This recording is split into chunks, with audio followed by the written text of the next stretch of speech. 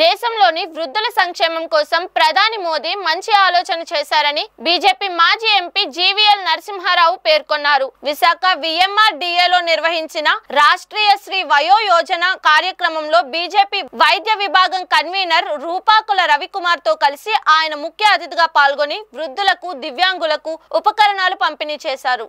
ఈ సందర్భంగా మాట్లాడుతూ దివ్యాంగుల కోసం 13 క్యాంపులు నిర్వహించి మంచి నాణ్యత కలిగినటువంటి ఉపకరణాలను అందజేస్తున్నామని తెలిపారు. ఇప్పటివరకు 3000కు పైగా ఉపకరణాలు పంపిణీ చేసినట్లు వెల్లడించారు. విశాఖకు స్టీల్ ప్లాంట్ తలమానికమైనదని, కేంద్ర ప్రభుత్వం నుంచి పూర్తి సహకారం ఉంటుందని స్పష్టం చేశారు. విశాఖ స్టీల్ ప్లాంట్ అభివృద్ధి దిశగా వేగవంతమైన పరిణామాలు జరుగుతున్నాయని జీవీఎల్ పేర్కొన్నారు. అందరికీ నమస్కారం. ఈరోజు విశాఖపట్నంలో 60 ఏళ్ల పైబడిన వృద్ధులందరికీ వారికి అవసరమైన ఉపకరణాలు అందించేటువంటి కేంద్ర ప్రభుత్వ పథకం రాష్ట్రీయ వయోశ్రీ యోజన కింద సుమారు 3000కు పైగా ఉపకరణాలను ఉచితంగా అందించే కార్యక్రమం నిర్వహించడం జరిగింది. దీన్ని గత ఫిబ్రవరి నెలలో నేను అప్పటి కేంద్ర ప్రభుత్వాన్ని అభ్యర్థించగా సోషల్ జస్టిస్ మినిస్టర్ గారి ఆధ్వర్యంలో ఈ కార్యక్రమం ఆ మినిస్ట్రీలో జరుగుతుంది.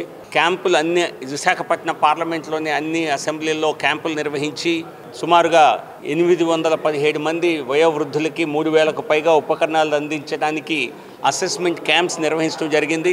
అలాగే గత సంవత్సరం అందరికీ తెలిసినట్టుగా దివ్యాంగులకి మరి దాదాపుగా 3.5 కోట్ల రూపాయల విలువైన ఉపకరణాలను ఉచితంగా విశాఖపట్నంలో క్యాంపుల ద్వారా అందించడం జరిగింది.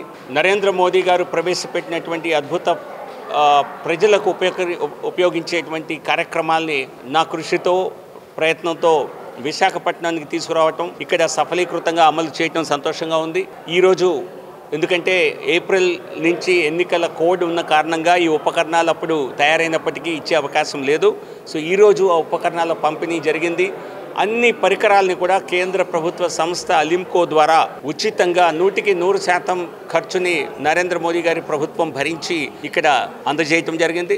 సో ప్రధాని నరేంద్ర మోదీ గారికి, కేంద్ర ప్రభుత్వానికి ప్రత్యేక ధన్యవాదాలు తెలియజేస్తూ, అలాగే క్యాంపుల నిర్వహణకి స్థానిక యంత్రాంగం, అధికారులు కూడా సహకరించి చక్కగా మరి అందరూ లబ్ధిదారులు వచ్చేలాగా ప్రయత్నం చేసినందుకు జిల్లా యంత్రాంగానికి, రాష్ట్ర ప్రభుత్వానికి కూడా ప్రత్యేక అభినందనలు తెలియజేస్తున్నాను.